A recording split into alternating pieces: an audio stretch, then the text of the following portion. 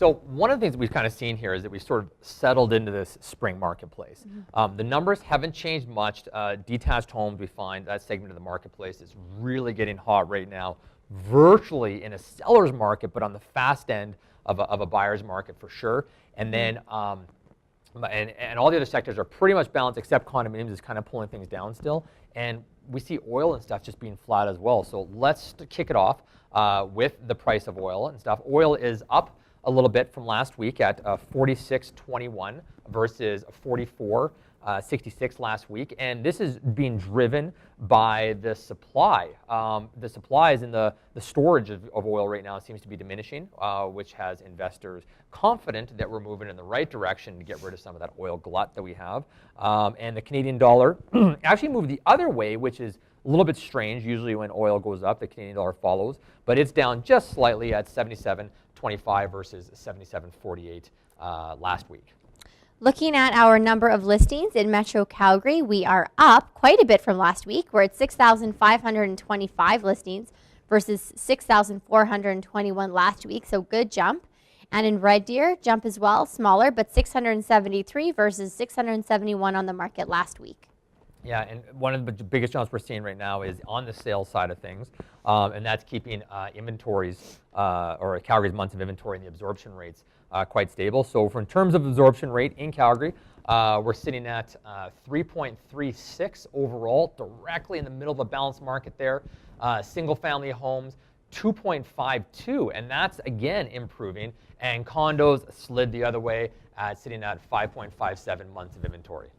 Looking at our surrounding areas, the month of inventory there, Okotoks is 4.32, Airdrie 3.54, Cochrane 5.32, Strathmore 3.56.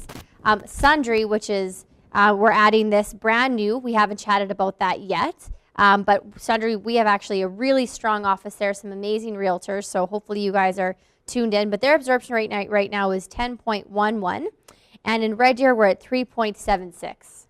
Cool. And as far as the benchmark price goes, we're sitting at $441,000, and again, that changes each and every month. So yeah, that's basically the stats this week. As far as what's going on in the news, let's chat a little bit about oil, because it seems as though. Yeah, and again, one of the things we talked about at the beginning was that the oil supplies out of the U.S., the numbers start to decline. And basic supply and demand curves state that if there's less supply and the demand stays the same and increased demand, then we do expect the prices to increase. And that's what we're seeing now. And people also come into the driving season in the summertime. People are traveling more, which always puts pressure on gasoline sales and stuff. So we do expect gas prices to increase, as well as we see the increase in oil prices, which is happening right now. And I don't know where it can go. I mean, the Saudis are still pumping out oil. Iran is pumping out oil. So we have a lot of new production coming out of the marketplace. So we'll see where it goes over the long term, but it is nice to be up over that $45 bill mark. From a local perspective, and you know, you hate to say this, but one of the things that America is very well known for is as soon as there's a big lug in the economy, war is always a good idea, because a crisis often spurs growth in other sectors. And one of the things that people have been talking about a little bit is obviously the rebuilding of Fort Mac is going to have a lot more construction come in. A lot of people who have previously left are probably going to come back. So there's going to be a big industry spike there. It's not going to be oil.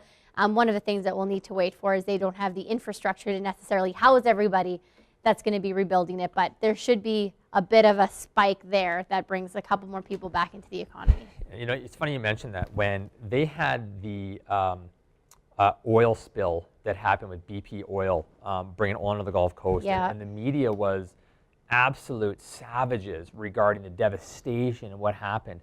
But what's actually happening in the community was, you know, they were saying that, oh, it's devastating the fisheries and things like that. It actually wasn't. Because what happened was all of those fishery workers who were no longer able to fish, and there's no question this was an environmental disaster, but were hired by the oil companies, hired by the remediation companies, and it created an absolute economic boom in that area. And Fort Mac is going to have a very similar thing. Like, there is mass devastation there, and one of the things we're listening to on the news, and they're talking about is, well, you need businesses to open, in order to bring people back. But you need Right. people in order to open businesses, and it's a bit of this catch-22 that they're facing. But we're going to see a building and construction boom there. Will it affect insurance prices on your own property insurance because of all the claims? Possibly. They like to do that. Yet but to be seen. Yeah, depending it is. on who you're with, but some for sure will. Yeah, and so look for a building boom up in Fort Mac, but that's it. Every little change in the economy affects things and drives prices one way or the Something other. else, for sure. It's too early to be seen how Fort Mac's going to settle out.